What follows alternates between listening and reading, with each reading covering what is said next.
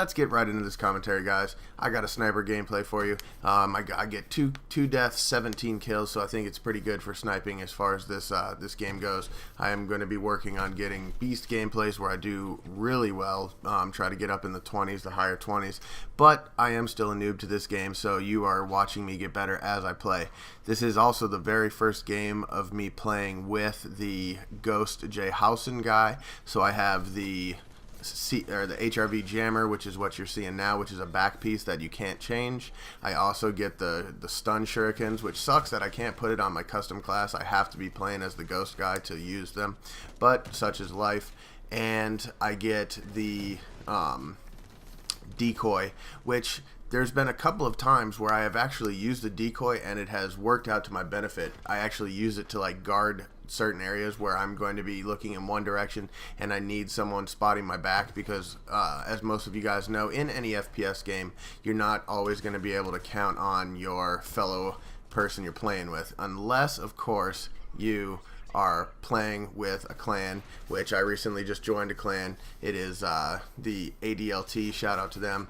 We'll get into those guys in a little bit, but I don't know what happened. I really think that they decided to like silent patch the BAR, the 200 damage one to be exact, and I don't like playing with the, you know, the 180 and a little bit higher and then going for headshots only, just because, you know, I don't like to be sitting in the way back and waiting for people to come up. I like to be in the face action, you know, basically like a aggressive type sniper, and I really enjoyed the 200 damage bar, but I don't know if it is the scope or the fact that I'm getting used to playing with assault rifles a lot better, and I'm just used to moving around way more than I was when I was sniping. But there's something going on with the fact that I cannot get accurate shots at all.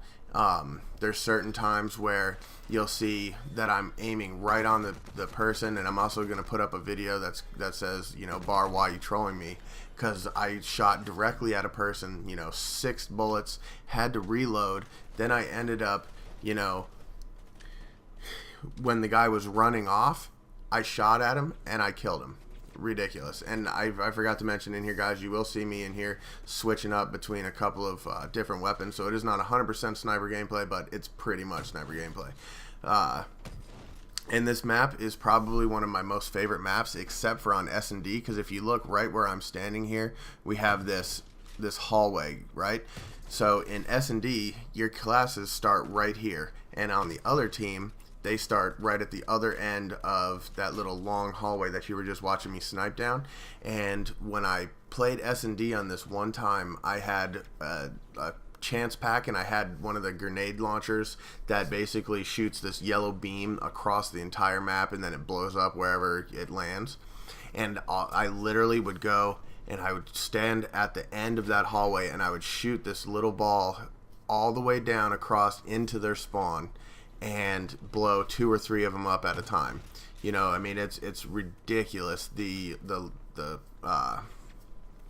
distance that thing can travel, and it's kind of stupid that they decided to make the spawn in a completely open place where, you know, if people have a slower computer and they're still waiting to load in, then they might be sit there and they might be caught, and then guess what? They didn't even have the chance. So, and I am using the shotgun here. It's not the SARC. I don't like the SARC too much because I feel like the SARC, you have to shoot it a whole bunch of times to get the kill. But other than that, guys, I wanted to get into not only my thoughts on the bar being silently nerfed or whatever is going on, but I cannot get clips, or I can't even like use it really much anymore. This was before that. But then the other thing is that here's something really funny, guys. So we as PC gamers play with the most minimalistic settings that we possibly can. You know, I've been watching, you know, tutorials on getting better at this game, because in reality, if you want to get better at something, watch people that are better than you play it. And literally, people are going through like tips and tricks, and like the number one thing is your video settings. Go into your video settings, and I just installed a GTX 580 graphics card in here, which is still one of the top 10 video cards of its 3rd gen. so there's the 680 and the 780, and so mine's a 580, so it's third gen, but it's still really good, top of the line, you know. And the very first thing that everyone recommends, turn all your settings to medium. Second setting that they say that you should do to improve your overall skill, turn off your weather effects. You know, to be good in this game, you don't need weather effects. You don't need that stuff. But I mean, what happened to just enjoying the way something looked? You know, I remember running Battlefield 3 on ultra settings just because I thought it looked amazing. But in the long scheme of things, you don't need the game to look amazing to be a really good playable game, which leads me to believe that even if we do get a dumbed down graphical version of this on PlayStation 4, it is still going to look absolutely amazing. And I think that we're possibly going to be unable to modify the way the things look. And did you see that little glowing light there, guys? That's what I was talking about a little bit ago. But that wasn't from me. That was actually from another player behind me. And this minigun, I picked it up as just like a temporary use. I've been testing out different loadouts in the depot, and that depot is where you can get your hard suit and where you can get flamethrowers and that sort of thing. This minigun has the most ridiculous range that I have ever seen, and if you look in the bottom right hand side, guys, it has infinite amount of ammo. You can just run around with this thing until you die. So I probably would recommend you using this one on top of it because it has insane range. It has a pretty large spread, but you can only use it for a certain amount of time, like you saw right there. My other main complaints about, you know, what I like about and what I dislike about this game, one of my bigger complaints is the fact that when you, let's say you get a hard suit and then you die, you lose the little gadget that lets you get your hard suit.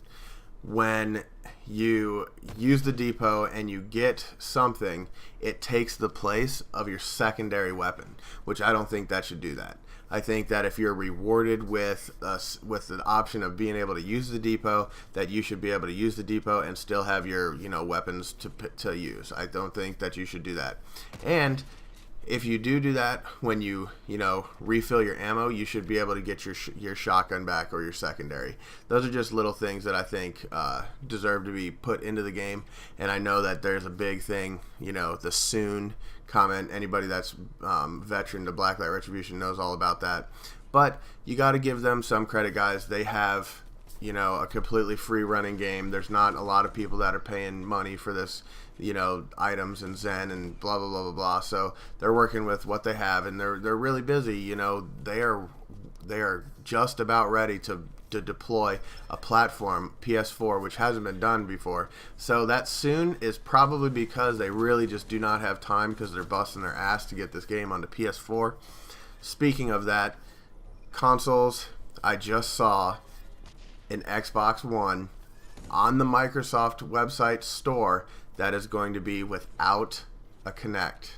So they changed that pretty good because before the Kinect was required. The Xbox One and the Kinect were one. And now the Xbox One is sold separately for $370. That's only a $20 markup from the PlayStation 4. The PlayStation 4, you're looking at $350, $350 I believe is the base price for the PS4, and it doesn't come with the eye sensor. And the eye sensor is usually what you would expect to see where you do that augmented reality, which, by the way, guys, there's some really cool augmented reality in this. But my time is over here.